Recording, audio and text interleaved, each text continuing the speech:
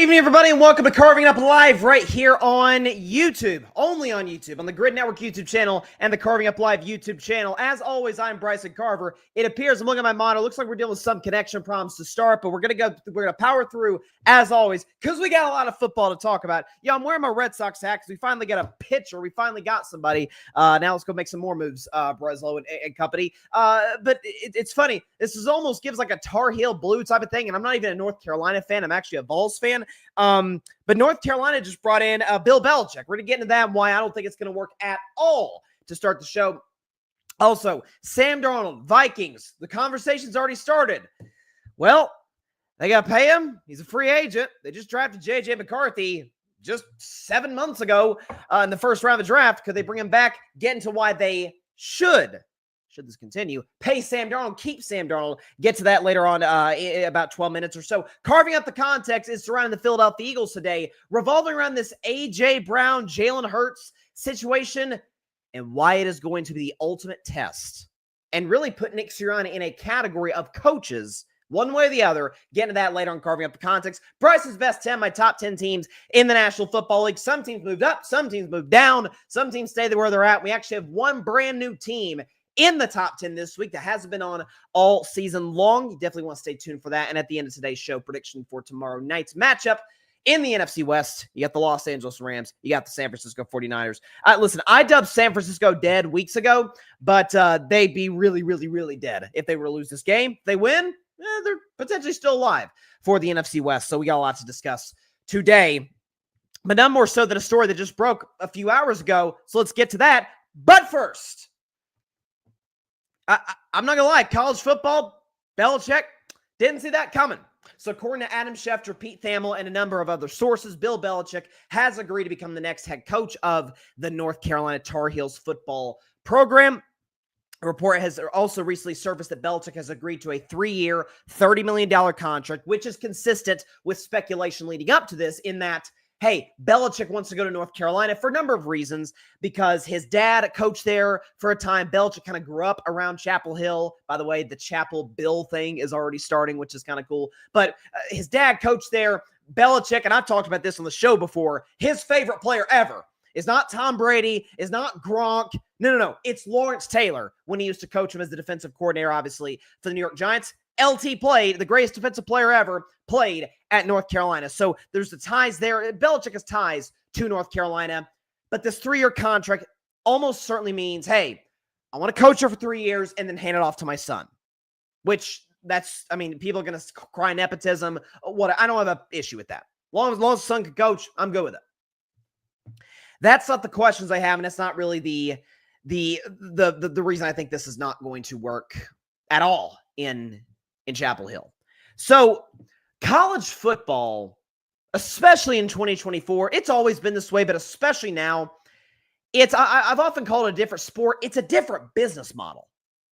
It is. Like the NFL is pretty simple as it relates to winning and losing games. You win enough games, you're the best among the 4 teams in your division, bam, you got a home playoff game, maybe better. Okay, whereas in college football, there's committees, and then there's other conferences, and how do we determine really who's better? It's based on rankings, not just straight objective standings. And then you have NIL, which is very different from NFL free agency. Free agency's got guardrails in the NFL. NIL doesn't really. And I'm pro NIL, been that for 5 years since the show started. I have always defended the athlete wanting to get paid. They should get every penny that they have the right to earn. No question. But athletes should not be able to transfer in the middle of a season. I don't love that at all. NCAA needs to fix that. The transfer portal, same thing, right? What I was discussing had more to do with the transfer portal, but NIL, transfer portal, kind of all ties into the same thing. I have 2 questions about Belichick. Number one is this, with him going to college football. With this being a different business model, college football to NFL, a lot of that stems at the top, the head coach. And there's a level of charisma you have to have as a college football coach in order to build a program. I mean, that's the whole point of recruiting, is to sell your idea, sell your program to these kids that want to play college football, want to take their talents to the next level, obviously get an education. But some of these guys, obviously, pursuing the next level, pursuing the NFL, you got to have the charisma to get them there, especially the 5 stars, obviously, because they got plenty of options. Steve Sarkisian at Texas, plenty of charisma. Kirby Smart doesn't seem that way, but his players in Georgia love him. Love Kirby Smart. Like, Kirby's a different type of charisma, right? He's the, again, very much cut from the Nick Saban cloth. Gonna get in your rear end, is gonna chew your arse out, but Kirby Smart 1,000 times out of 1,000's got your back every single second of every single game. I mean, you think about Deion Sanders. Now, that's different. There's swagger, there's charisma, and then there's prime time. That's a different ballgame with Deion Sanders. But look how quickly he's been able to turn around what was literally the worst team in FBS, Colorado. They were, the year before Deion got there, they won 1 game in 2022, losing on average by 29 points. They were awful, unwatchable, disband the program. Deion turns them into a 9-win team 2 years later. Okay, even Nick Saban, Belichick's close friend and an equally legendary coach. Obviously, Nick more in college football. Even Nick Saban, who's kind of, pardon the expression, kind of a hard ass, Nick Saban will still go out there and go boating with his players in the offseason, maybe go fishing. Like, Saban will kick it with his players during the summer when they're not in between the lines. Again, the charisma, selling your idea. We've seen the meme where he's recruiting that kid, and it's like Nick Saban, his wife, Miss Terry, and the entire family of this recruit doing like a Texas 2-step or something. Bill doesn't have that. Like, at all. Like, that was kind of the whole thing of New England, was all business, do your job, no days off, take one for the team, the Patriot way. That's why when Tom Brady went to Tampa Bay, you're like, Tom's kind of fun. Yeah, Tom, it took him maybe a smidgen too far at the Super Bowl parade in Tampa, where he got like crazy drunk and was just kind of just all over the place. It's like, man, who's that guy? We didn't see him in New England when he was just kind of, going about his business, very CEO-like, which I'm a fan of, but I do think quarterbacks should be allowed to loosen up just a little bit, certainly to what more so than what Patriots players were allowed to, is that if Belichick did that in the NFL with grown men, who this is their job, like some guys, it's their job to show up, produce, make bread, whole thing. You're telling me that Bill Belichick, 6 years removed from his last Super Bowl, okay, 5 years removed, it's going to be 5 years removed essentially from the Tom Brady departure. Now he's going to relate to 18, 19, 20-year-olds, 21-year-olds, who, by the way, are getting paid now through NIL. Again, I'm all for that. Not necessarily sure if Belichick is. He may be. I'm sure like he's North Carolina, Jordan, all that stuff is going to help him. So charisma, I have a lot of questions about that. And number 2, this is what I got on Belichick on a lot at the end in New England. Obviously, particularly after Tom Brady, who was able to mask a lot of the flaws in the Patriots operation those last few years, get a couple Super Bowls there at the end. When Tom left, curtain's been ripped off. We see the Patriots for what they were at the end of the Belichick era, and that is outdated, one man with way too much power over personnel. Belichick botched draft after draft after draft, and kind of a mess. Tom really held it together. That's to say Belichick, when he came to Patriots, the NFL wasn't perfectly suited for what Bill was great at.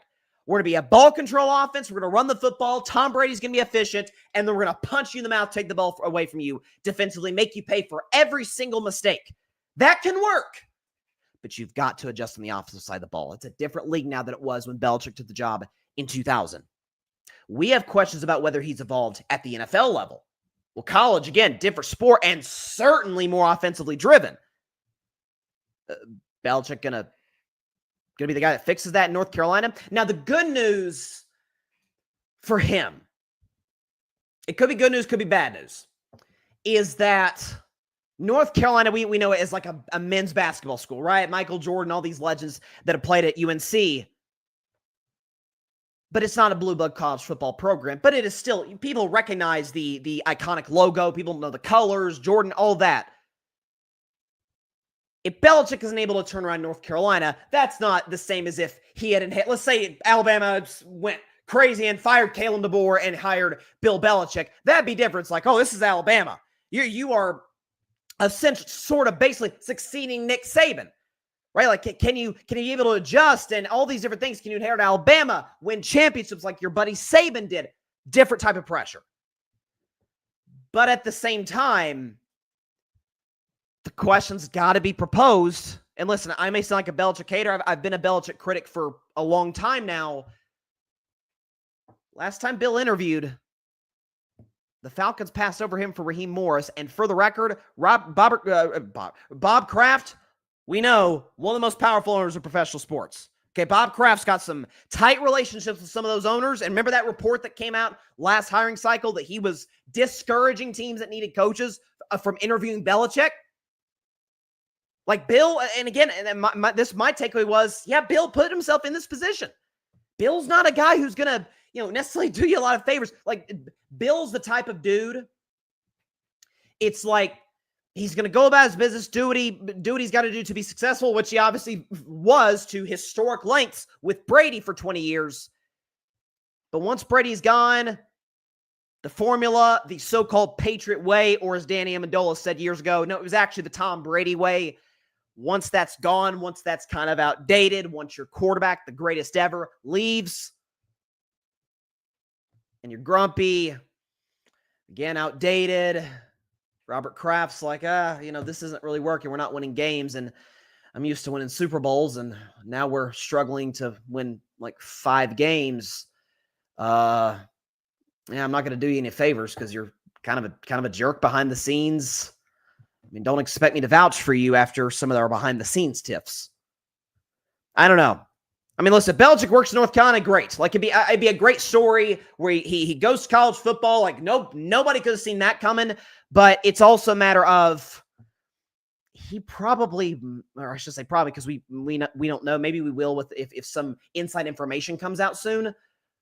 But maybe Belichick had the foresight to know, because Bill wants to coach. He's obsessed with it.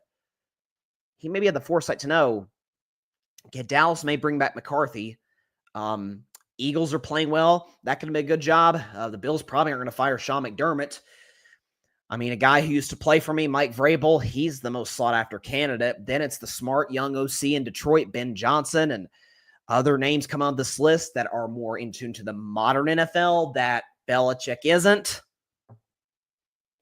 So if he couldn't adjust to the modern NFL with grown men, what makes you think that he's going to adjust to college football, modern college football, NIL transfer portal with kids, 19, 20, 21 years old? Now, again, when it comes to recruiting young people, Belichick has shown a talent that I did not think he had, if you know what I mean.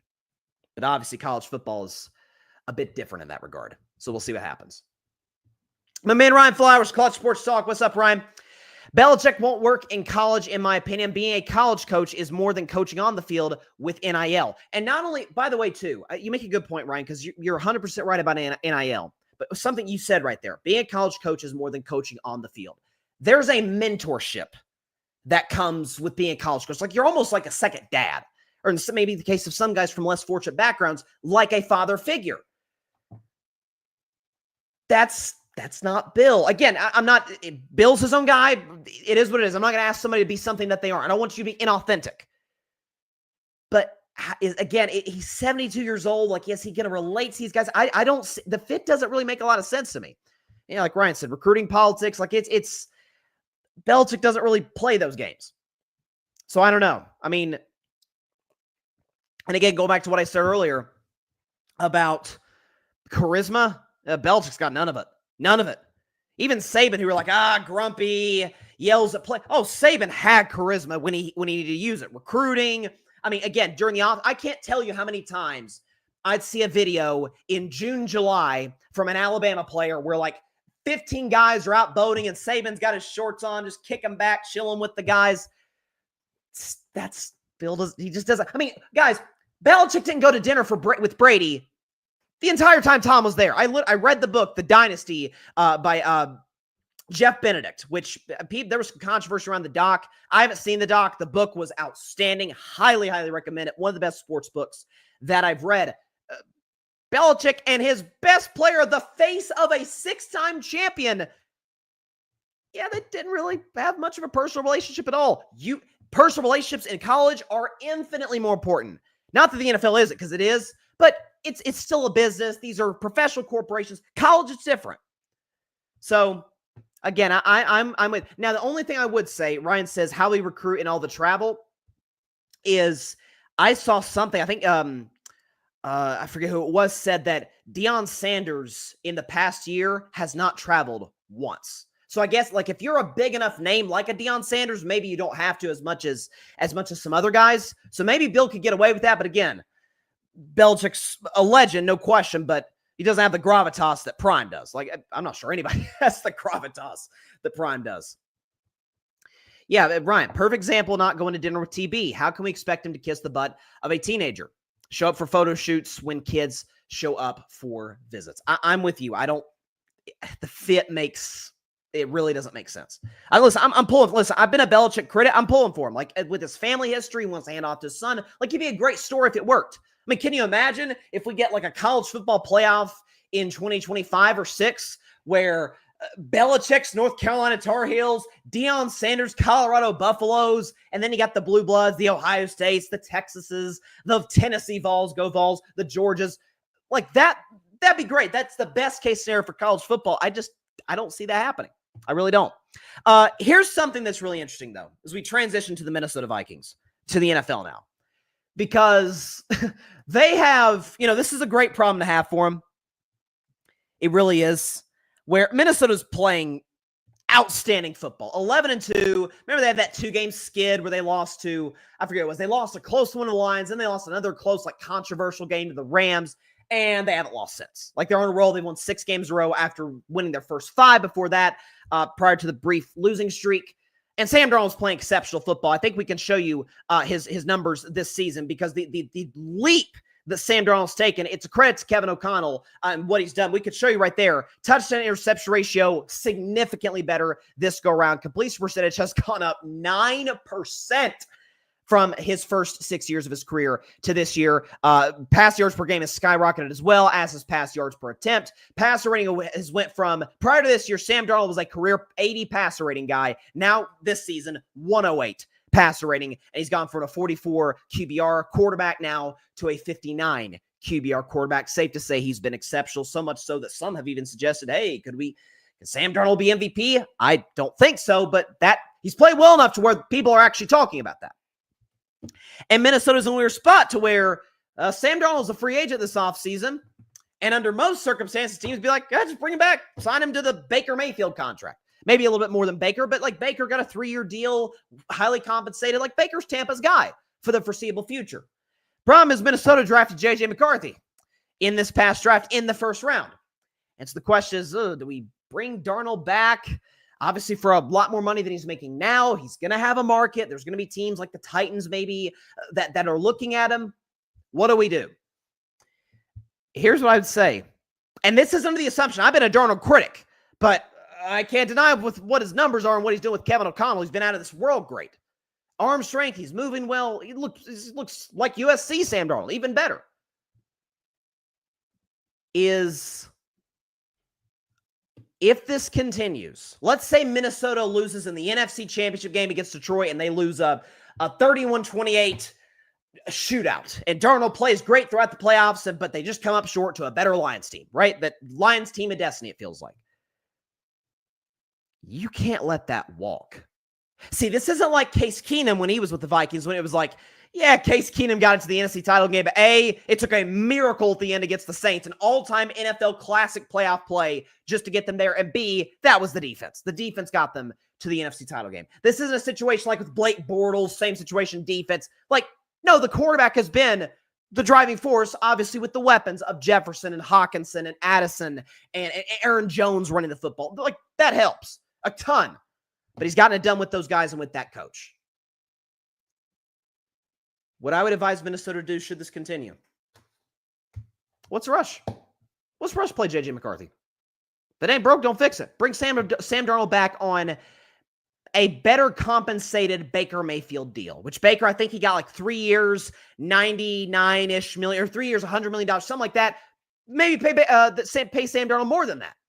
Have at it. Like 3-year deal, like nothing crazy. You're not giving a 5-year contract. Like eventually you gotta play JJ McCarthy or you trade him. JJ McCarthy if memory serves me correctly, was a first-round pick. You know what that means? Fifth-year option. Folks, he's under contract for 4 more years with Minnesota. You got plenty of time. Plenty of time to develop this kid. Behind Darnold, you've got Kevin O'Connell, who's one of the premier offensive coaches in football. Justin Jefferson's still young. TJ Hawkins is productive. Addison's young. We know they obviously Aaron Jones has done his thing, but we know they can run the football effectively. The O-line's really good. Flores is going to be gone. That's going to be the question. Flores is probably going to be a head coach next year, and Flores has done an amazing job with that defense. What's the rush? As long as the head coach is in place, as long as you got the receivers, he'll be set up in a good position to sit behind. Listen, this happened, again, different scenario because you're talking about a Hall of Fame quarterback, but Jordan Love sat for 3 years behind Aaron Rodgers. You remember that game Jordan Love started year 2 when Aaron missed because of COVID, and he started against the Chiefs, and Love just totally overwhelmed, just didn't look ready. And he didn't look ready to start his first full season as a starter. I'm thinking, man, I'm not sure this is going to work. And then he turns it on at the second half of the season, and Jordan Love got paid, as he should. He's the guy for Green Bay moving forward. I was a J.J. McCarthy skeptic, to put it mildly. I thought of the 5 first-round quarterbacks, he had by far the lowest ceiling. Without question, I thought he was the product of a great running system at Michigan with Jim Harbaugh and others. But maybe I'm wrong. Maybe he can turn it around with Kevin O'Connell. I don't think that's a crazy thing to assume.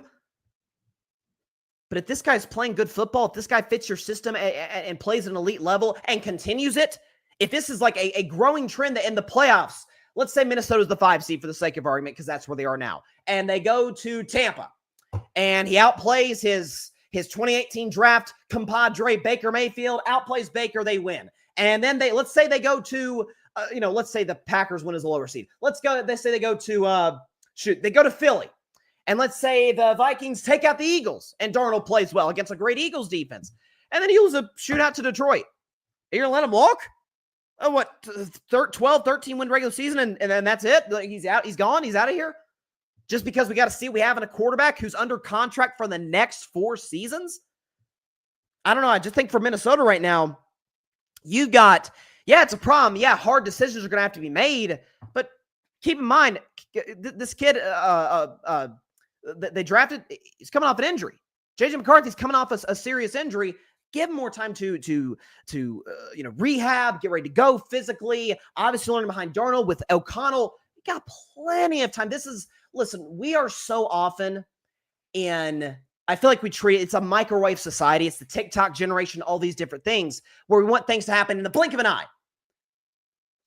Slow down. Like I heard, I think Colin Cowherd, my guy, my idol in this business, Colin Cowherd, talks about like put it in the oven, not the microwave. Like it's not going to be done instantly. It takes time to prepare. Let this kid develop because he does have a low ceiling. He is coming off an injury. He does have another 4 years left of his current deal. What are we rushing for? Nobody's losing their job. It's not like O'Connell's on the hot seat. It's not like it's a situation where it's like, hey, see what the young guy's got because I could be fired in 2 weeks. So if this continues from Darnold, re-sign him. Give him a 2-year deal, 3-year deal. If you have to outbid some teams, outbid some teams.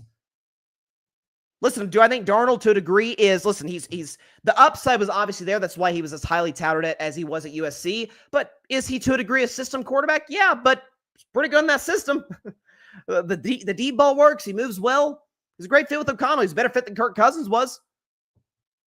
That's what I think Minnesota should do. Again, hard conversations. I get it, but it is a good problem to have. I'd keep him. Let's see what we got. Patrick Brown, what's up, Patrick? Could J.J. McCarthy be a trade piece and keep Darnold? Credit to Kevin O'Connell, giving him the utmost confidence in his skill set, understanding the quarterback position, and playing elite football. And, O'Connell was a quarterback, so, there's the, he understands the position as well as any coach in football. He's played it. And so, no, I don't think, not right now, certainly he would not be a trade piece. Because, listen, the thing is, you have to see at some point what he's got, but you've got 4 years to do that. Right? Again, it's a 5th-year team option. He was a first-round pick. Now, if it's like a situation like Brock Purdy, where the Niners need to make a decision pretty soon, one way or the other, because he wasn't a first-round pick, that's different. If McCarthy had 3 years left, maybe you want to consider franchise tagging Darnold, which I hate the franchise tag, but for Minnesota, it would make sense, salary cap-wise and in terms of the future. And then the next 2 years, you see what the kid has. I would say right now, no, because I think they do eventually use the first-round pick on him at some point. You got to see if he can play or not, see if he's your guy long-term. I don't know. I mean, by the way, here's an example. The San Diego Chargers in the early 2000s, they drafted, if I'm getting this order correct, I think they went Breeze and then Phillip Rivers. They drafted a year later, a couple years later, something like that. And Breeze was the guy. And they kept Breeze, and they developed Phillip Rivers, and then obviously Breeze, that was an injury situation, had the shoulder issues, went on to, of course, accomplish incredible things with the Saints, and then Phillip Rivers was their guy. There's precedent for this. I mean, even in a different scenario with the 49ers, like they traded all those picks to get Trey Lance. That didn't work at all. Now they happen to stumble into Brock Purdy. It's like, hey, this kid's way better. Again, different situation because you could actually see Trey Lance play. You haven't seen McCarthy play yet in regular season action, obviously. So it's an interesting conversation to have with the Vikings, and we'll see what they decide to do. All right, be back in a minute, but coming up, we got a big-time edition of Carving Up the Context, talking about the Philadelphia Eagles, who are on a roll right now. Okay, they won 9 straight games. Saquon Barkley's been out of this world, great, but there's a little bit of internal controversy with A.J. Brown, Jalen Hurts, Brandon Graham. We're going to play the tape. Player for the Eagles, he's hurt right now, but he just openly admitted, there's some issues right now between the quarterback and the top receiver. We're about to learn a lot about Nick Sirianni coming up one way or the other, positively or negatively. Get into that and carving up the context in just a minute. Don't go anywhere. Be back after the break.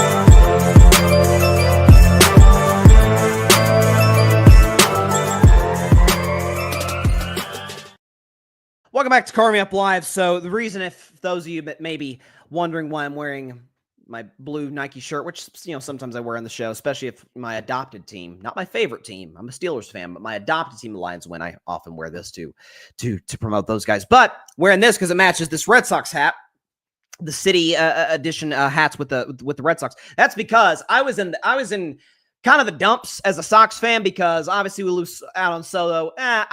I was hoping we get him, but I wasn't going to get my hopes crazy high because I did, honest to God, feel like the Mets were always going to land Juan Soto. But then, when Max Fried signs with the New York Yankees, I'm like, oh, you got to be kidding me.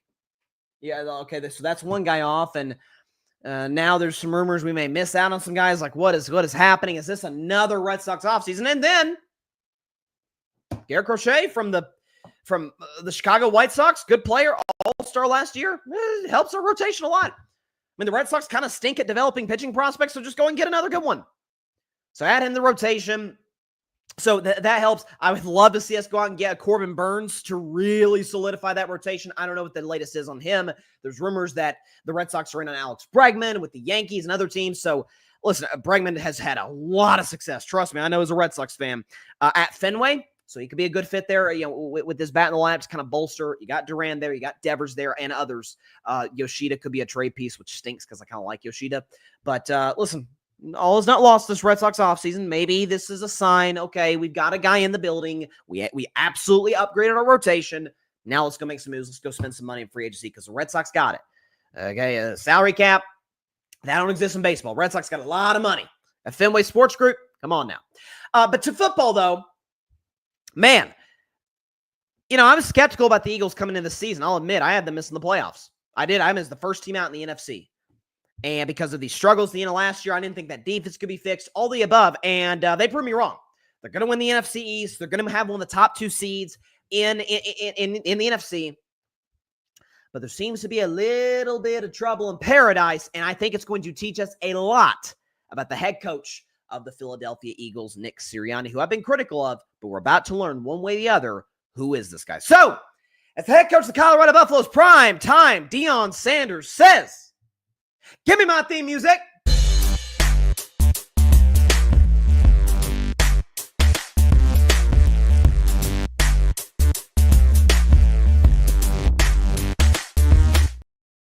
On this week's edition of Carving Up the Context, there appears to be trouble in paradise in the city of Philadelphia, the city of brotherly love, with the Philadelphia Eagles. So they beat Carolina on Sunday. I will say they were a drop away from Leggett, the receiver for the Panthers, on a great play by Bryce Young, who the stats didn't look that good, but Bryce actually played quite well, especially considering the defense on the road, for potentially losing that game. But they survived. They win by 6. Defense is able to make a stop at the end. But there was some weird play calling. Kellen Moore going away from Saquon Barkley. Bad play calling by Kellen Moore as a Dak Prescott lifer. Not surprised by that. But the story is A.J. Brown, who after the game called out Jalen Hurts, was, called him out, didn't like the fact that the Eagles aren't really going to A.J. Brown, and the numbers would reflect the fact that they understand their identity as an offense as we're a Saquon Barkley team, which is what made the play calling at the end against Carolina so weird that they went away from Saquon. But we're a Saquon Barkley, power-running football team, elite offensive line. This is who we are. Jalen Hurts is going to work off play action, and so A.J. Brown's not getting as many targets, and he's frustrated about that. And Brandon Graham, we're going to play the clip, was on Philadelphia radio the other day. Brandon Graham, who's an excellent human being, who's been a great veteran in Philadelphia, great pro for a long time. He's hurt. He's out for the season, unfortunately, but he's with the team. Okay, Brandon Graham is employed as a member of the football team called the Philadelphia Eagles, and this is what he said relating to A.J. Brown and Jalen Hurts. I don't know the whole story, but I know that one is trying. And I mean, 11 could be a little better with how he responds to things. And they was friends before this. It's like, man, but things have changed. And I understand that because life happens. But it's the business side that we have to make sure that we don't let the personal get in the way of the business. And that's where we got to do better as right now, because we know it's an issue. Everybody's seeing some things, but we need to be able to talk things out as men. Okay, so Brandon Graham airing out the family business on live national sports talk radio in Philly. So I mean, and again, this is a veteran. He's seen some turmoil in the locker room throughout his long career. He's like, yeah, it's not going so well, and AJ Brown needs to kind of grow up a little bit. And so, listen, in terms of the back and forth, listen.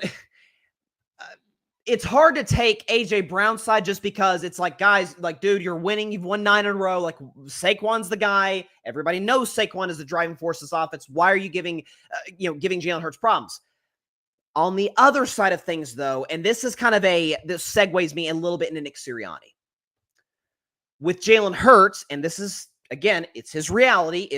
I'm not going to ask somebody to be something they're not, but it is what Jalen Hurts is. He's just not a confrontational guy. Jalen Hurts isn't going to yell in your face.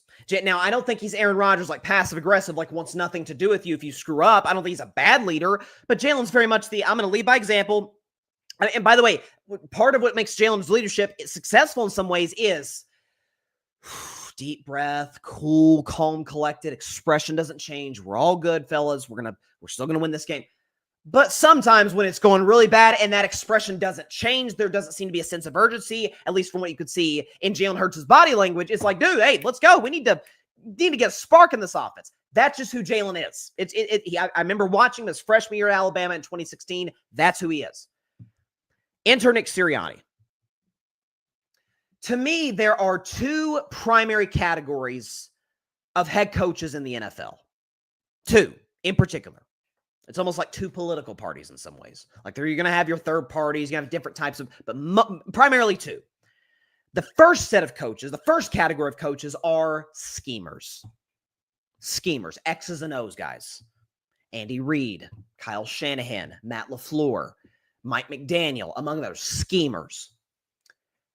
And then there are culture builders / motivators. Now, again, these tend to be my type, and now I love schemers, but Mike Tomlin, Dan Campbell, Jim Harbaugh, like Sean McVay would be like a political independent. Like Sean McVay's a schemer. Sean McVay has a presence in the room. Like when Sean McVay walks in, you're like, oh, Coach McVay, here we go. So he's got like a little bit of both. That's what makes McVay so successful. He's got a little bit of both. People forget the Rams were like maybe the worst franchise in football when he became a head coach, and within 2 seconds, they're a playoff team. Like he's outstanding. Culture builder and schemer. We know with Philadelphia, and this has been a story for the last couple of years as it relates to how they constructed their coaching staff, that they're going to have Nick Sirianni is an offensive guy, so he's going to have a defensive guy run the defense, which Vic Fangio has done an outstanding job with that Eagles defense that was dead in the water. Maybe the worst defense of football last year. This year, can't do anything against those guys. Fangio deserves a lot of credit. But Sirianni is an offensive guy, but somebody else runs the offense. And so Kellen Moore. And so Nick Sirianni, by definition, does not fall into the schemer category. He's not calling plays. He's not, the creative offensive mind. So then he's got to fall into the culture builder, the motivator tier of coaches. Now, to Nick Sirianni's credit, and I've been critical of him over the years, but to his credit, okay, Eagles been pretty great every year he's been there. Playoffs year 1, when nobody, myself included, didn't think they'd be good that year. Super Bowl year 2 with what was an elite coaching staff and elite roster, certainly. Year 3, though, end of last season, they just fall apart down the stretch. This year, they rebound from that season, get off to a slow start, 2-2. They haven't lost since. They've won 9 in a row. With this going on, listen, again, it's the reality. Jalen Hurts is not the leader of that locker room. Okay, Brandon Graham has a veteran presence, but he's hurt. The veteran presence you had last year, Fletcher Cox, Jason Kelce, they're gone. They're out of the building. Lane Johnson's a veteran, but like that's all you got now. With AJ Brown complaining, despite the nine games in a row won by Philadelphia, Saquon Barkley offense, he's ticked off. He's not getting the ball. Jalen Hurts is very much I'm going to play it by the book. I'm not going to show any emotion, any of those things. You do kind of have to have a guy to be able to come in, step in the room, and hey, guys, step out of it. AJ, come on, let's go. We're a team here. Okay, Jalen, get AJ the ball. Don't ghost him. AJ Brown did not get targeted on Sunday until the second quarter. Some of that's on scheme. Some of that's on Jalen Hurts. Okay, not looking to number 11. It very well could be because of this issue going on behind the scenes that Brandon Graham talked about that we showed you in that clip. Mike Tomlin could step in and fix that. Motivator, culture builder. So can Sean McVay.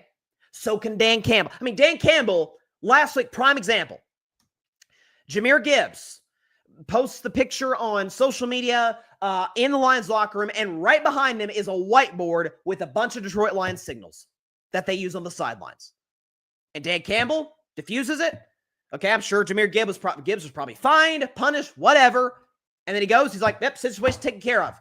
If we can't win because people know what our signs are, we're probably not a very good football team. Diffused it like that. Mike Tomlin diffuses George Pickens drama like that. All these different situations. Jim Harbaugh, there hasn't really been any drama with the Chargers, but Jim Harbaugh, pretty good at diffusing situations if there ever is any going on with the players. Sean McVay. What is Nick Sirianni going to do? Because last year the season fell apart.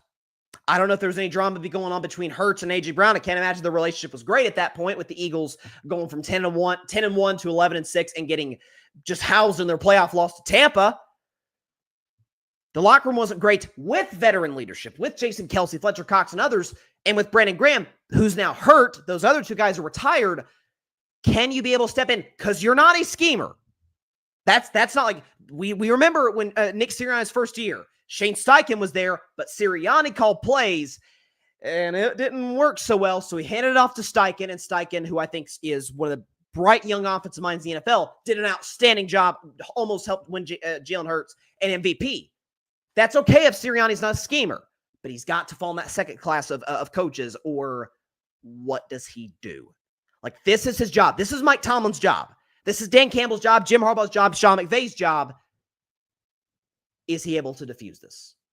Now, if they beat the Steelers on Sunday, A.J. Brown, maybe he makes a point. He tells Kellen Moore, hey, get number 11 involved. Let's make sure he get his confidence high. Hit him on like a screen pass early, second down and 6. Get his confidence going, involve him in the game plan. That would show me a lot about Nick Sirianni. I've been critical. I think his decisions in fourth down, clock management, field goal situations has been nothing short of atrocious.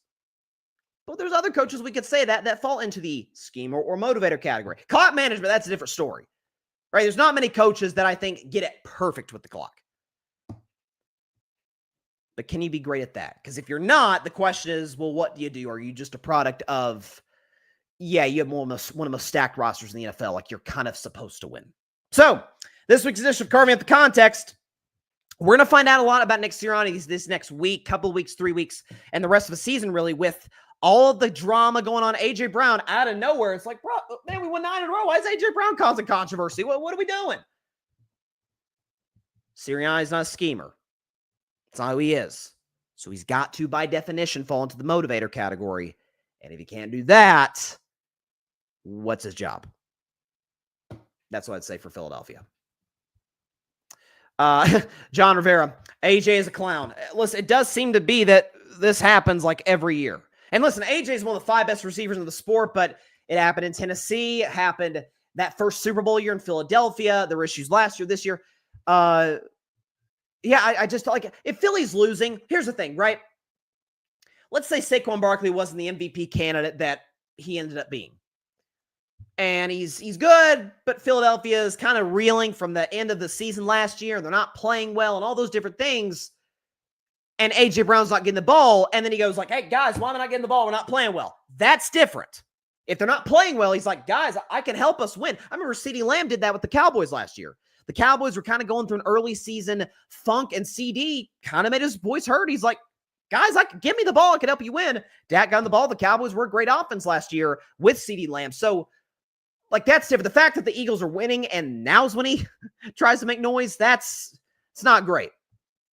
Patrick, I admire how Jalen Hurts has been very humble about it, answering questions and trying to keep it in-house. Yeah, and like that's the great aspect about Hurts' leadership. Like, again, it can be a blessing and curse, is that he's not going to overreact. He's going to be great with the media, not gonna be cliche. I'm cool with cliche quarterbacks. Everybody else, I want honesty, right? I want your middle linebacker. Oh, maybe not middle linebacker because he's essentially the quarterback of the defense. But your receiver, your right tackle, safety, be as honest as you want to be. I don't care.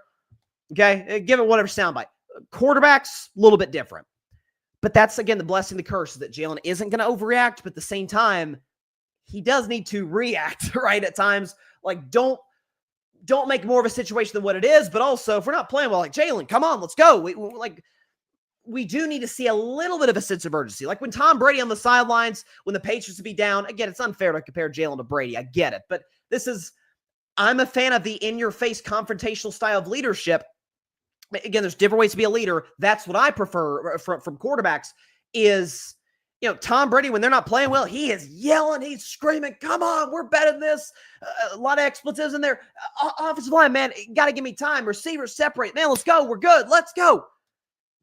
It keeps everybody in their toes. Like, that's why I've ripped Aaron for years. Aaron Rodgers is, man, if it ain't going well, he's over there by himself on the sideline, and it's y'all figure it out. Y'all get everything fixed.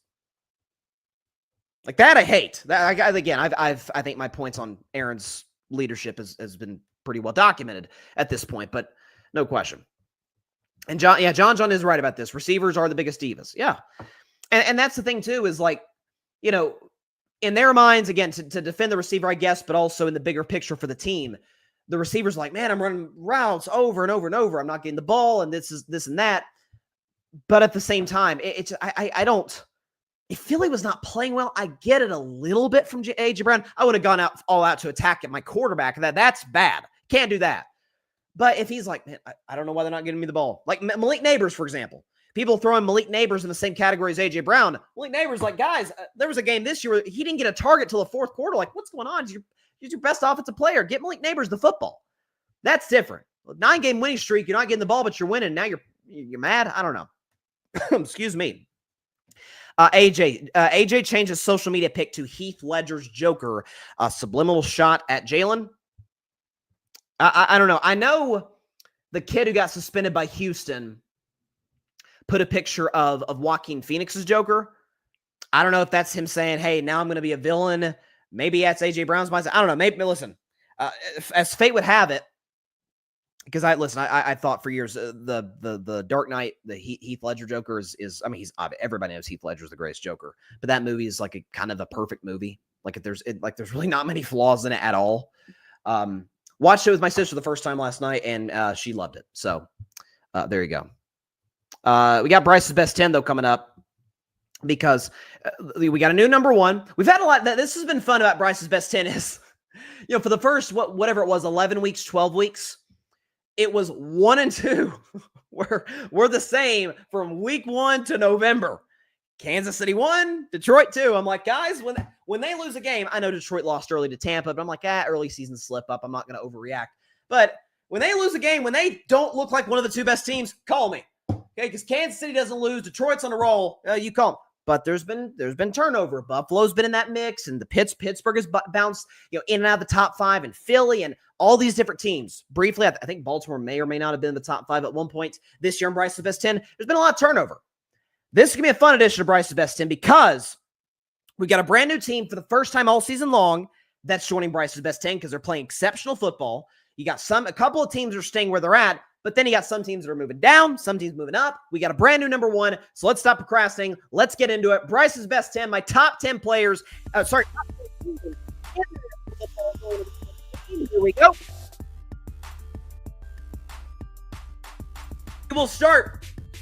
We will start at number 10. The 10th best team in the National Football League is the Denver Broncos. The Broncos are the 10th best team in the National Football League, and here's why. By the way, Denver's staying where they're at last week. Denver was on a bye. Not going to kick them out the top 10. So, statistically all season long, this has been one of the best defenses in football. It's been Pro Football Focus, I think at one point said it was like the second best offensive line in the NFL. Okay, so you talk about those things. Talk about the fact that Bo Nix has been right there with Jaden Daniels statistically as the Offensive Rookie of the Year. Now, personally, if I had a vote, my vote's going to Brock Bowers in Vegas. That guy is awesome. I thought he was going to be amazing coming out of Georgia. He has exceeded my expectations. Nonetheless, though, Bo Nix is playing exceptional football. He had the 2 interceptions against Cleveland, but the deep ball's working. Jerry Jeudy's in Cleveland.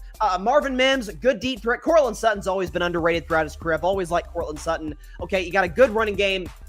Sean Payton to me, should be a finalist for Coach of the Year if the Broncos make the playoffs. He's done an amazing job with this team. Listen, defense slipped up against Cleveland. Jameis will do that sometimes. And by the way, Jameis giveth, Jameis taketh away. They got to pick 2 pick sixes off him, but then gave up 1 million yards of offense.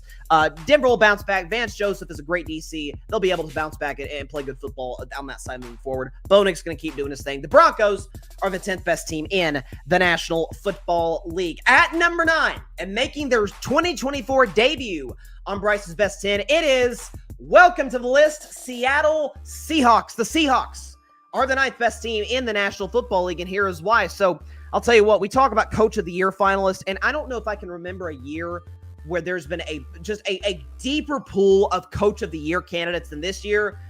May have to start looking up in the Pacific Northwest at Mike McDonald, at the job he's done. Listen, we see what the Ravens are defensively since he's left. They were the best defense in football last year. This year, one of the worst pass defenses, but he's taken over. This defense is playing outstanding football, taking the ball away, getting the quarterback. The secondary has been outstanding. Offensively, Geno Smith is playing clean football. I've said for the last couple of seasons, Seattle's got about as talented of a wide receiving trio as any team in football with Lockett. Obviously, everybody and their mama knows who DK Metcalf is. And you talk about the likes of guys like Jackson Smith and Jigba and others. But the running game, Zach Charbonnet was amazing against the Cardinals. Kenneth Walker, when healthy, is effective. Although at this point, you can make a case Charbonnet might be their best guy moving forward. The O-line for Seattle's playing well. John Schneider's done a really good job in the draft the last couple of years of just accumulating talent. I've always been a Geno skeptic. I think he's good. I think he's an absolute clear-cut starter in the NFL. I don't know with this roster. I don't always feel like they're hitting their ceiling. Defensively, they certainly are because they were okay last year. This year with Mike McDonald, outstanding. The Seahawks are the 9th best team in the National Football League. At number 8, saying where they're at last week, basically because they were on a bye, it is the Baltimore Ravens. The Ravens are the 8th best team in the National Football League, and here is why. I'm so confused with how people view this team. I look at all these power rankings lists, all these top 10s or 1 to 32s, tiers, whatever, and I see Baltimore, in some cases, in the top 5. I must be lost on something. Okay, their pass defense isn't good. I get it. They did a good job against the Philadelphia Eagles a couple weeks ago. That was by design. Philly was going to ride Saquon Barkley to finish, and their defense kind of play a smash mouth brand of football, okay? Pass defense isn't good. Dealt with injuries on that side. Offensively, Lamar Jackson statistically has been outstanding. The problem is Baltimore's not great situation in the fourth quarter. Justin Tucker is I don't know who this intruder is that's putting on the number 9 Tucker uniform for the Ravens each and every week. That can't be the Justin Tucker that has been nailing kicks and been the best in football for the last decade, but evidently that's the case. He's been a liability at this point in his career. Okay, the running game, the offensive identity. What is Derrick Henry? Are they going to give him the football today? Are they going to save it till next week? How many carries is he getting? The Deontay Johnson stuff. With that said, Lamar's still awesome. So is Derrick Henry when they actually give him the football. This O-line's really, really talented. The pass rush, or the linebacker core, we know how great Roquan Smith is. I don't love the consistency of this team. They can tend to be up and down, but they're just too darn talented to be left out of the top 10. The Ravens are the 8th best team in the National Football League. At number 7, they fell a spot from last week. It is the Green Bay Packers. The Packers are the 7th best team in the National Football League, and here is why. So I had to drop him a spot, obviously, consider what happened against the Detroit Lions. For some reason, the graphic, I'm looking at my monitor. It's the Wi-Fi. Okay, connection problem. Listen, with Green Bay right now, here's what I got to say. Is that Jordan Love, it's a weird thing going on with the Packers. Where Love isn't throwing picks the last 3 games, but his attempts have not been high at all. Like the game against Detroit, he threw the ball like 20 times. Now, again, for Green Bay, they almost adopt in some ways like a Philadelphia Eagles mantra of Josh Jacobs, he's playing excellent football. Another 3-touchdown game for him. Great O-line. We're going to ride number 8 Josh Jacobs to the finish line. And that almost worked. It almost beat one of the best teams in football, Detroit, on the road divisional game. Took a ballsy call by Dan Campbell to beat Green Bay. But again, this group of wide receivers, I mean, come on, Jaden Reed and Dobbs and Watson and Wicks, the tight end, Tucker Kraft, and the run game, Jacobs. The defense, it's starting to get exposed a little bit. And now again, Detroit's a great offense. Maybe that'll be turned around. But Kenny is playing really good football. The Packers with Rashawn Gary can get to the quarterback. They're just not consistent enough for me on a week-to-week basis. But Matt LaFleur's a great coach. I think Green Bay is really good. I just feel like they're a year away from being true contenders in the NFC. They're just a little bit too young. The Packers are the 7th best team in the National Football League. At number 6, despite winning 9 in a row, despite winning this week, they fall 2 spots. It is the Philadelphia Eagles. The Eagles are the 6th best team in the National Football League, and here is why. So, again, they played as well as anybody the last couple of months. They found out, hey, Saquon Barkley, that guy, really good. Maybe we should give him the football as many times as humanly possible, which made the end of the Carolina Panthers game really weird. Now, again, Carolina's been playing actually pretty good football over the last month and a half since Bryce Young, they brought him back in off the bench.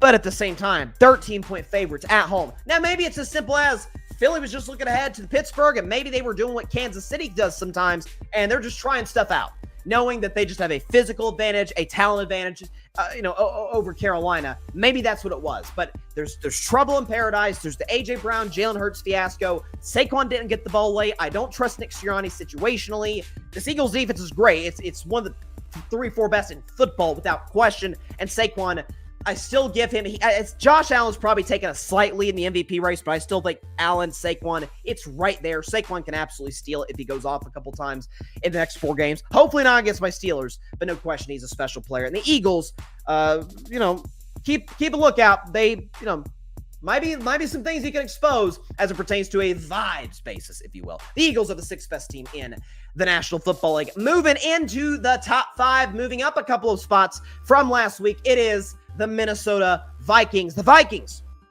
are the 5th best team in the National Football League. and here's why. I feel like I wax poetic about them every week as it pertains to they might have one of the three best coaching tandems in football, with Kevin O'Connell running the offense and Brian Flores running the defense. Brian Flores is going to be a coach next year. At least he should be. He did a good job in Miami. He's learned from his mistakes and he's done an exceptional job with this defense. Offensively, again, if I had to vote for Coach of the Year, if you want to call me biased, have at it. There's probably some truth to that. Mike Tomlin would get my vote. But if they give it to Kevin O'Connell, won't say a word. I won't say. That guy has done an unreal job with Sam Darnold. We can go ahead and recycle the graphic. Shout out to Al for putting this graphic together earlier. And what Sam Darnold has done. Look at the difference in those numbers. The first 6 years of his career to this year. It's a different player. This is what the Jets were hoping they'd get when they drafted him in the 2018 draft out of USC, but he's becoming that. The arm strength, the mobility. Okay, this is one of the most talented offenses in the NFL with Aaron Jones, Hawkinson, the best receiver in the game today. Justin Jefferson, maybe the second best, along with Devontae Smith. Number 2 receiver in football with Jordan Addison. Hawkinson, the tight end. The O-line is exceptional. The defense is great. This is one of the most sound football teams. They don't really have that many weaknesses. They remind me a little bit of the team that actually is placed above them, with the Minnesota Vikings being the 5th best team in the National Football League. The team faced above them, there's some similarities, believe it or not. At number 4, moving up a spot from last week, it is my Pittsburgh Steelers. My Steelers are the 4th best team in the National Football League. Black and yellow, baby. Yellow, black and yellow, black and yellow, black and yellow. Of course, the Steelers are number 4. So the reason they're similar to Minnesota, and Tony Romo outlined it after the game beautifully on CBS, you show me where their weaknesses. You show me what the Pittsburgh Steelers do poorly. For years it was that quarterback thing. They don't do that very well. Well, this year, with Russell Wilson in, and you see Russell Wilson's numbers like, he didn't even throw for 200 yards. The QBR pass rating, keep in mind, divisional game, Cleveland, they beat you. Jameis Winston has given you problems. Okay, this is a Browns defense that has Myles Garrett, one of the 3-4 best defensive players on earth. You're missing George Pickens, and you beat them by double digits. Okay, you talk about the Steelers team that scores 27 without George Pickens. Now, there were some clear flaws, and you could probably get away with that against the Cleveland Browns more than you can the teams you got coming up. Philadelphia, Baltimore. Well, you can maybe get away with it against Baltimore because you own them.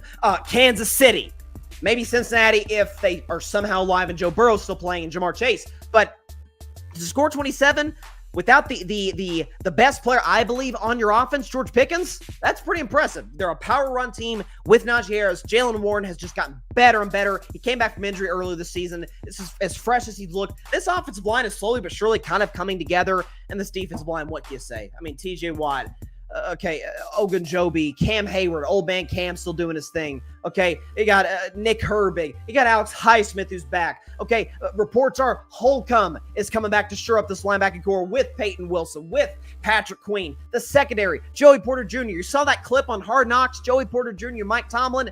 That relationship is gonna produce some exceptional play out of this young player from Penn State.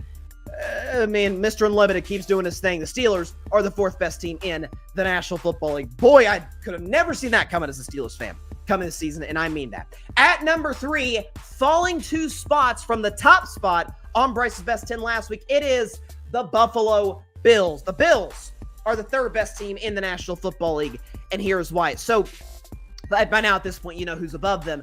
Those 3 teams have been in my top 3 for about the last 7-8 weeks because they've just proven they're just on a different level than everybody else, just a level higher than the rest of the NFL. With Buffalo, I don't know how many more adjectives we can have for Josh Allen. I always was critical of him for the last couple of years in the sense that, God, he's awesome when he's on his game, and when he's not, he turns into at times a liability. With just not the turnovers. Quarterbacks turn the ball over. Quarterbacks throw picks. It happens. Just the reckless. Like, what are you doing? Listen, I don't know if it's dating Haley Steinfeld. I don't know if it's Joe Brady. Whatever it is, the more balanced offense, the run game, the O-line, something has clicked to where this guy just doesn't throw interceptions anymore. He just doesn't do it. And he gives you the upside. Like what I talked about with Jordan Love earlier, like, Love's not turned the ball over lately, but he's not giving the upside that he usually gives you when the Packers trust him to throw the ball 25 to 30 times a game. How's 6 touchdowns and no interceptions for you? I think that's going to work. The problem is for this Bills team, that defense got torched. Now, the 44 points is a little misleading because there was a block punt, but the way the defense was playing, it feels like the Rams probably would have scored on that possession too. Stafford was unbelievable. Puka Nacua, those are great players with the Rams. But 40-plus is a bit much, especially when Bills Mafia, per usual, showed up and showed out in SoFi. Okay, the fact that Josh Allen has the best regular season game of his life and you still find a way to lose is a bit concerning. Sean McDermott's clock management was just not good at all. Sneaking the ball on the 1-yard line, you have your 3 timeouts. What are you doing? Have an opportunity to get the ball back. This is still an elite Buffalo Bills team, still absolutely a Super Bowl contender, but they did show some cracks in the armor to a certain degree in that loss after winning 7 in a row. The Bills are the 3rd best team in the National Football League. At number 2, moving up a spot from last week, it's the back-to-back Super Bowl champion, Kansas City Chiefs. The Chiefs are the 2nd best team in the National Football League, and here is why. I swear to God, they're 12-1, and I hear everything that's wrong about them.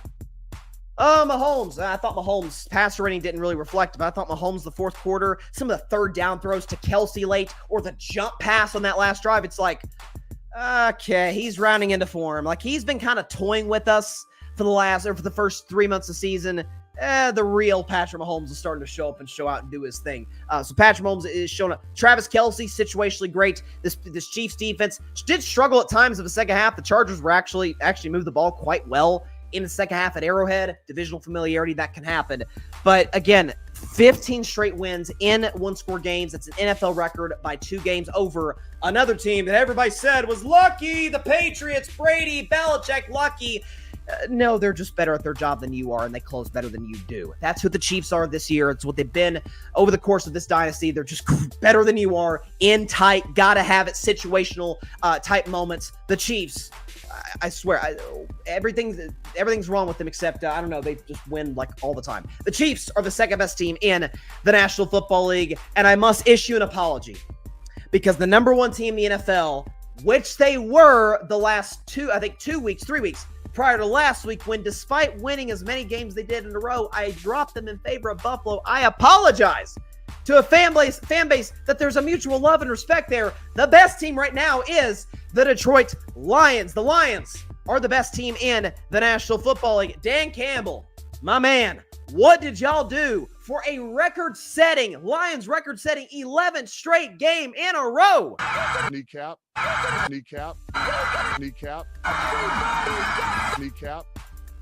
They did that against the Green Bay Packers, so I feel so bad that I dropped them, but I'm like, man, the defensive injuries. I actually picked Green Bay to beat them last week. I thought there were some matchups that get exposed, but nonetheless, listen, Jared Goff did have the interception, but he was efficient as always. Give Jared Goff time in the pocket. He might as well be John Elway.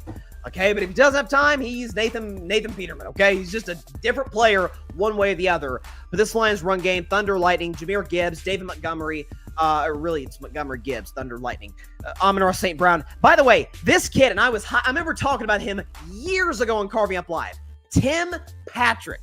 Tim Patrick's one of the reasons that I made one of the worst predictions of my career, and that's picking the Broncos to win the Super Bowl in 2022, because at the time I was a Russell Wilson stan. Now I am again, because he's with the Steelers. But Tim Patrick, all the injuries, all the physical issues in Denver, comes to Detroit now, catches a couple touchdowns against the Packers, is back in the mix. So now that's another weapon with Jameson Williams, St. Brown, Laporta, the run game, the best O-line in football, a defense that, got torched by Green Bay's running game, and at times Jordan Love last week. But again, missing a ton of starters.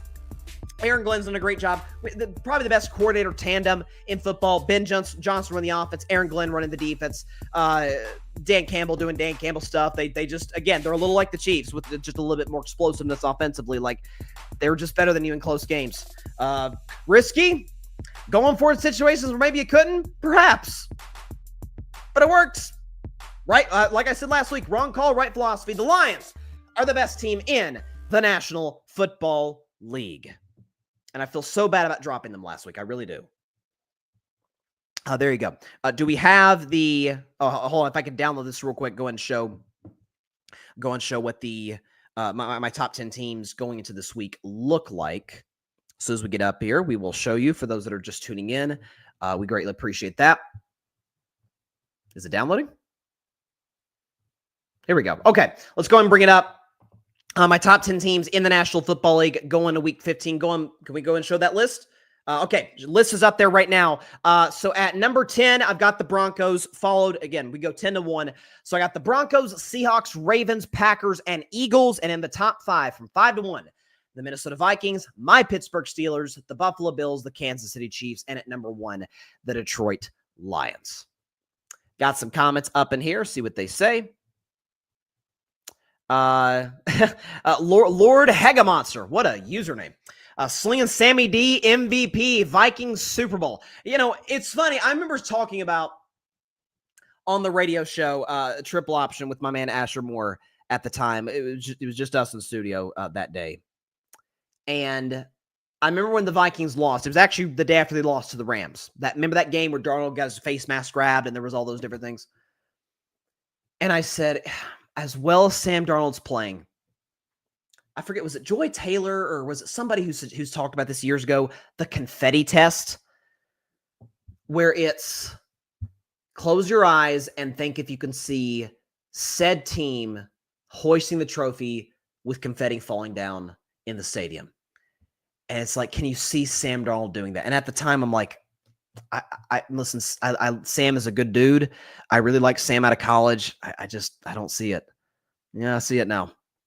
I'm not saying they're going to. I'm sticking with my Lions preseason pick. You better believe that, of winning the NFC. But were we shocked the Vikings get there? I mean, crap, Philly got there with Nick Foles years ago. Sam Darnold, that'll be crazier than that. Kudos to the Vikings. They've been, the shock in the league in some ways this year. Or at least the most positive shock in the league. The most negative would be the as my man Patrick would call them, the paper planes. There's no question about that.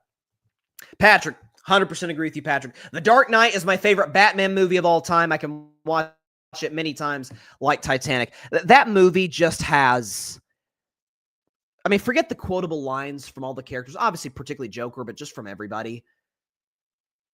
To think that Christian Bale, who is a generationally great actor, I thought had the 4th best performance in that movie, and he was really good. But the fact that Batman, in my view, was outshone by 3 characters, I don't think is a weakness of Batman in the movie. I think it's 2 things. A, that movie, what it does, for those who haven't seen Dark Knight, you've got to watch this. It's, even if you're not, I'm not even like a crazy Batman like that. Like, I'm a Star Wars guy. But come on, the movie's exceptional. Is not just the deeper meaning in the movie, excuse me, that you learn, but just it's a loaded cast. So my view in this order. So obviously Heath Ledger's Joker, it's an all-time performance in any genre ever. People like, oh, Heath Ledger got the Oscar because he passed away. BS. He got that because the Joker he turned into the Joker. Number 2 was Aaron Eckhart as Harvey Dent / Two-Face. Sorry for the spoiler. He's Two-Face. Exceptional performance from him. And then I thought Gary Oldman as Officer Gordon by the end of film, he's Commissioner Gordon, is exceptional, especially that last scene. It's an acting masterclass. So for those who have seen Dark Knight, what are you doing? It's so good. Come on. This says Steelers will be one and done. That's unfortunate. And it's not true. We're not going to be one. Listen, Mike Tomlin's had a problem being one and done as of late. There's no question about that. By the way, this is interesting. Jimmy Butler, there's a report from Sam Darnold that the Suns are in. So there's a report that came out today, actually. And we can touch on this quickly, and then I'll move into my Cowboys. Move into the Rams-Niners pick. That Sam Darnold tweeted that because he's been talking about how the Jimmy Butler could have wandering eyes to other franchises. My Warriors are in the mix. There's other teams. Dallas could get Jimmy. Others. Sam Darnold says the Phoenix Suns are another team that Jimmy Butler's agent, Bernie Lee, mentions the agent by name, has indicated in league circles that the 6-time All-Star is open to as a destination, while Miami listens to trade offers, sources tell ESPN, joining Dallas, Houston, and Golden State. Bernie Lee, the agent of Jimmy Butler, quote tweets, and says to Sam Darnold, all right, listen, I gave you a pass yesterday because I was busy, but if you don't stop putting my name on your complete and utter made-up BS because you know you normally aren't worth my time to acknowledge, what do we got? I don't know what I'm going to do because I'm a middle-aged dad, but just know it would indicate severe dislike. World, all this is fabricated. I have never and honestly, it wouldn't help me or the position I represented to do anything that had been represented by said journalist. Wow. That's a bridge burner right there. It sounds like he threatened Shams.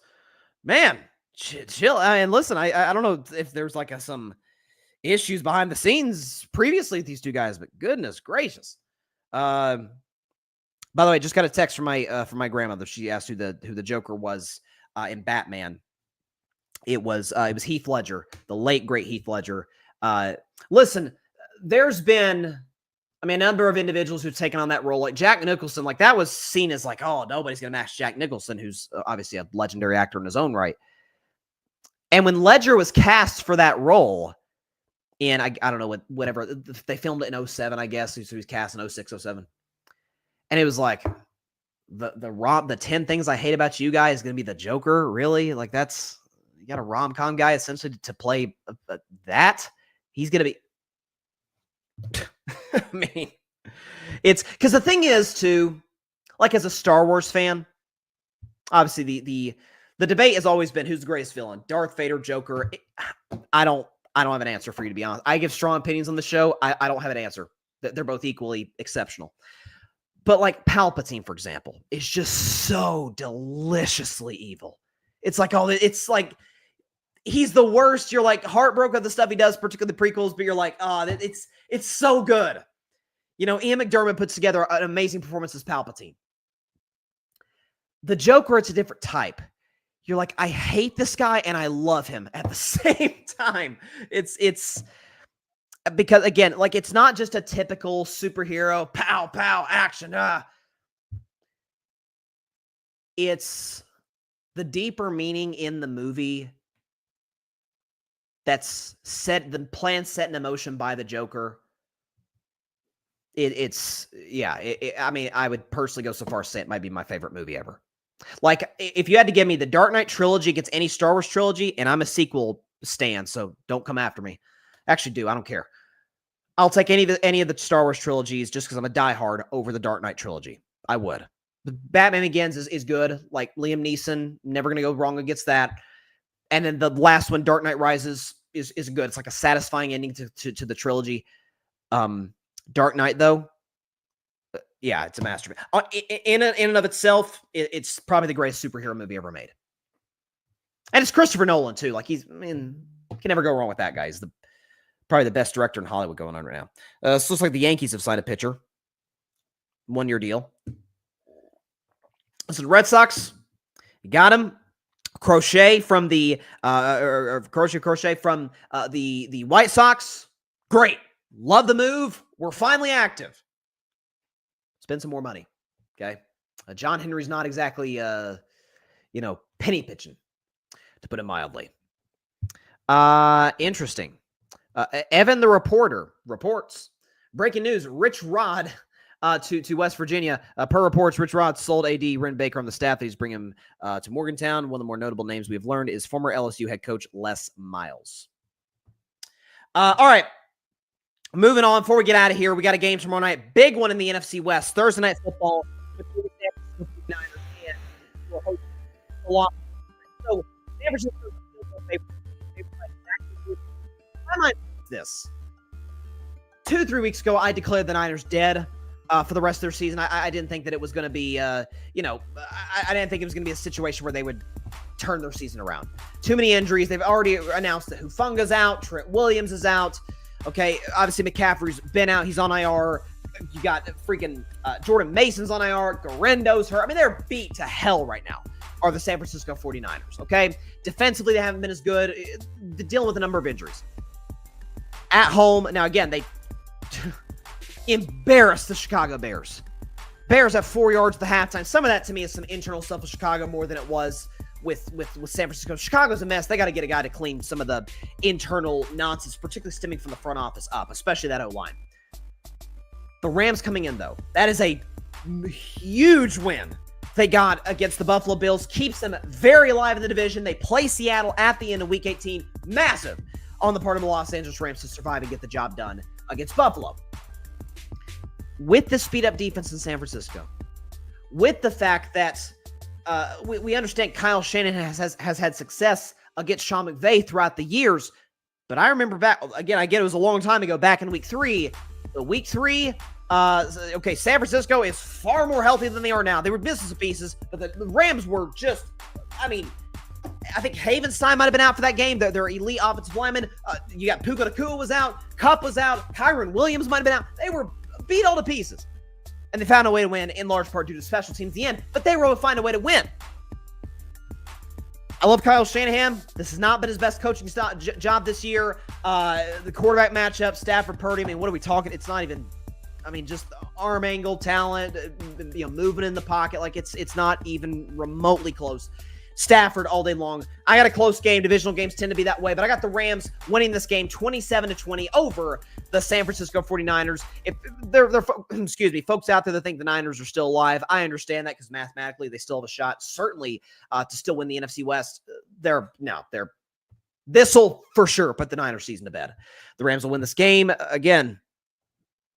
If you're a Minnesota Vikings, who currently they're not in first place in that division, despite being 11-2 because Detroit's on a roll. If you're a Minnesota Vikings, if you're a Green Bay Packers, you may have a fan advantage just in terms of numbers if you play at SoFi, especially if the Packers play them. If we get a Packers-Rams playoff game, Green Bay fans are going to outnumber Rams fans without question. The fans tend to take over SoFi pretty easily. Boy, you don't want to go to Matthew Stafford's house in the first round of a playoff game. You don't want that. The Rams were my pick to win the NFC West over San Francisco when everybody thought the Niners would win that division. And also, too, I thought they were going to get to the NFC title game and play Detroit. They still could. That's still on the board. But they got to win that NFC West first, without question. As we continue the Dark Knight discussion, then we'll put it to a close before we get out of here. Patrick, Heath Ledger got into the role so deep. He stayed in character on and off set. The Windy City really gave it a Gotham City feel. Oh, yeah, the cinematography. Cinematography, obviously the story, the score by the legendary Hans Zimmer. As far as I'm concerned, outside of John Williams, Hans Zimmer is the man, is the composer. Okay, acting is exceptional. The sound, everything's an A+ in that movie. It's so good. And that's one thing too. The more I read about the Heath Ledger thing, the less I think that the Joker role is what led to his untimely demise. Everybody on set who knew him was like, yeah, that wasn't what did it. Because he could turn on a switch on and off. He could be Joker and then he could be Heath 1 second to the next. But no, it was. An actor's great when they're unrecognizable in a role. By the way, the guy that plays Batman, Christian Bale, he's got kind of that same quality. The man played Dick Cheney in a movie. The guy who played Bruce Wayne played Dick Cheney. Bale has insane range. Obviously, American Psycho. He's got a pretty broad list of exceptional performances. But yeah, if you haven't seen Dark Knight, it came out in 2008, so it's been a while. If you haven't seen it, if you got time, probably want to watch that thing. It's phenomenal. All right.